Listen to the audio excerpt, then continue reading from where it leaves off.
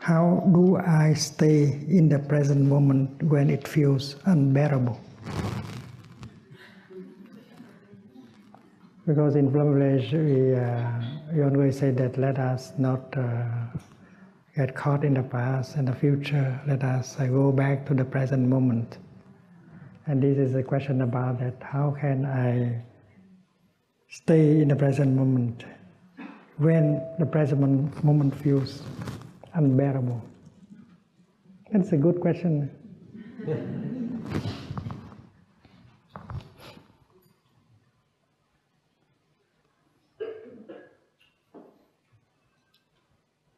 Anyone who knows the practice of mindfulness knows that you have to go home to the present moment. When you go home to the present moment, you can find two kinds of situations. The first kind of situation is there are so many conditions of happiness available in the here and the now.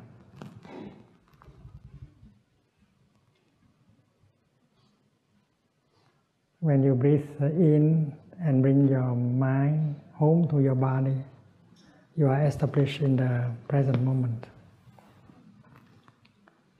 And you notice there are so many refreshing and healing elements available in the present moment.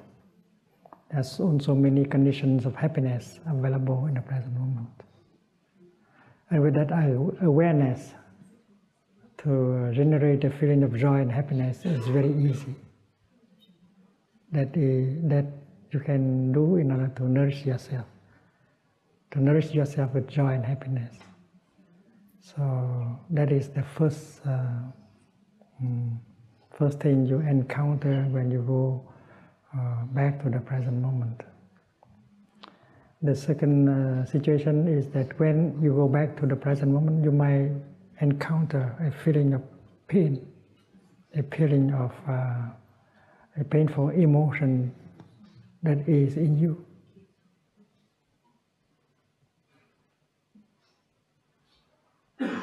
In fact, a painful feeling, a painful emotion manifests from time to time.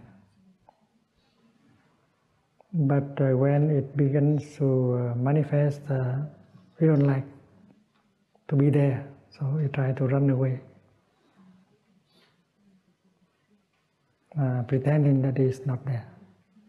So no one is there in order to take care of the painful feeling, the painful emotion.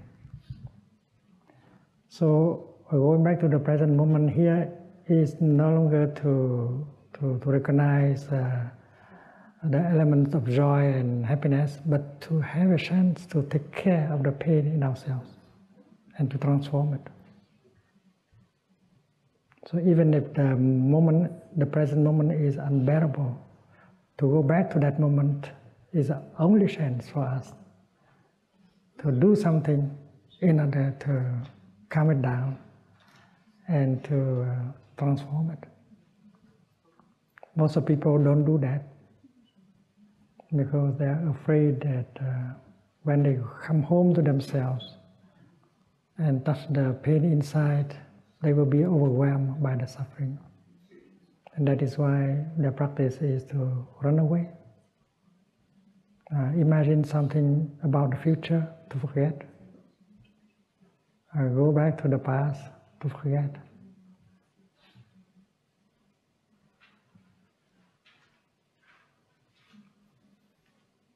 But the past and the future, they are like images, not reality.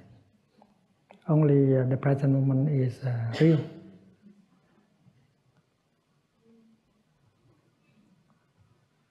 Many people try to cover up the pain inside.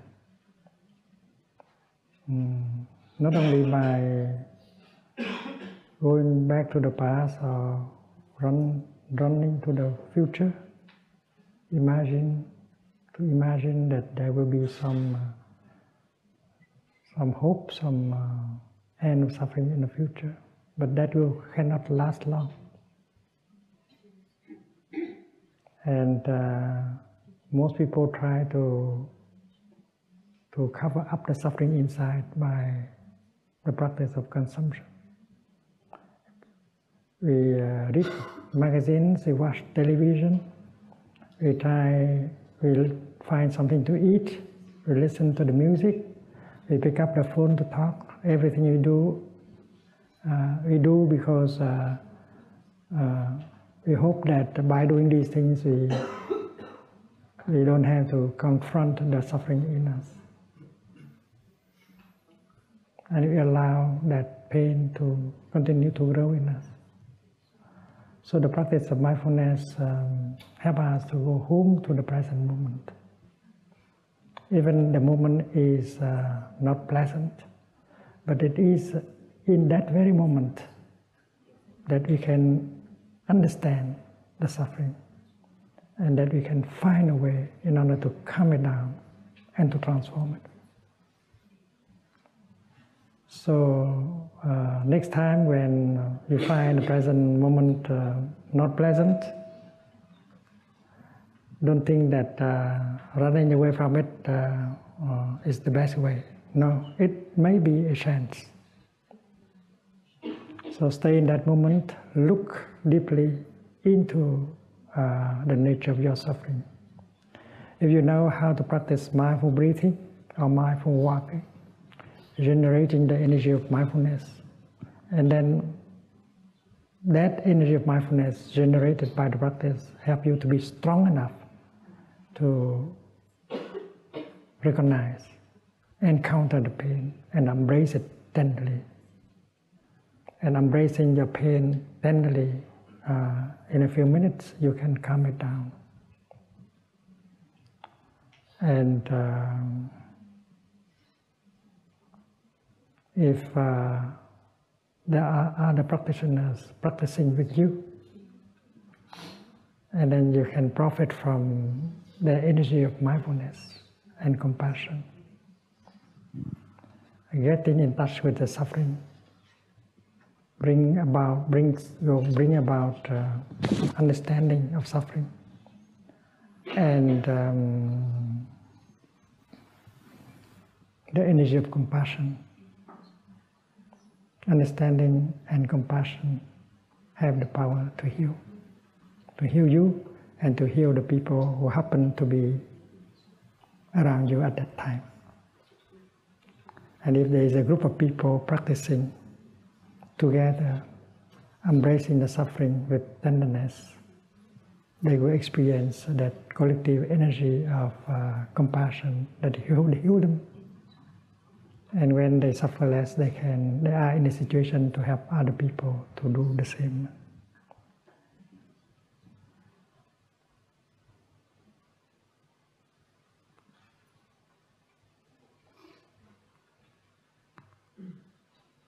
There is a bodhisattva whose name is Kshitigarbha.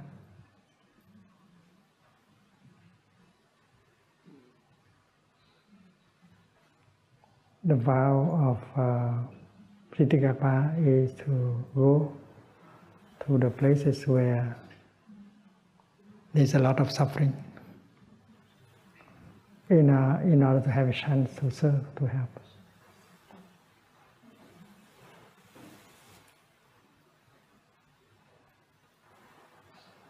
And there are many doctors, nurses, social workers, they are doing the same.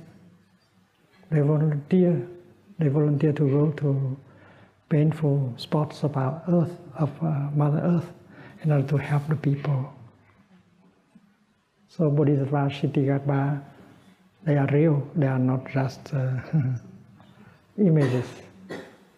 Many young people are serving as Bodhisattva Kshitigarbha. They are not afraid of suffering because they know that they can bring relief. And Bodhisattva Kshitigarbha has a strong, powerful source of energy that is the aspiration, the third kind of nutriment, volition. You know you are there, alive, and you want to do something with your life. You want your life to be useful, meaningful. So you make a strong vow to go to help people who suffer. So you are not afraid of going to the situation of suffering. And these bodhisattvas, they should be supported by us. We want to support them so that they will not lose their aspiration after a few years of service. We have to send them our energy of encouragement.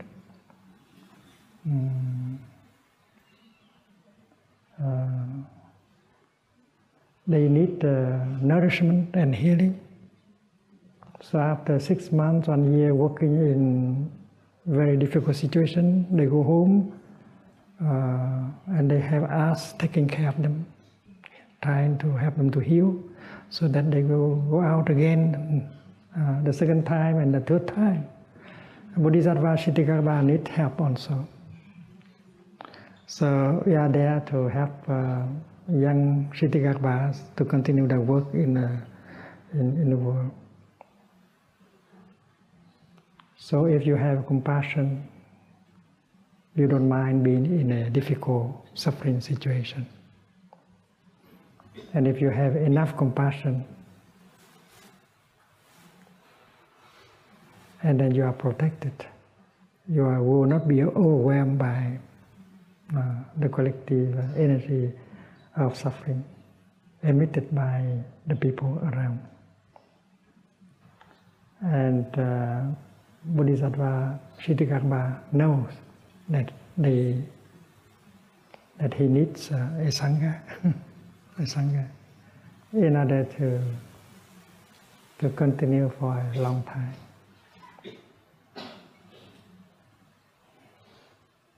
So the practice should not only be individual.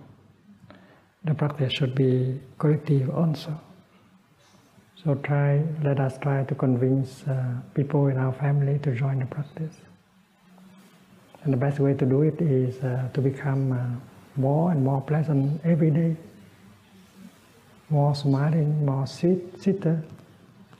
And then they will believe that the practice will work for them also.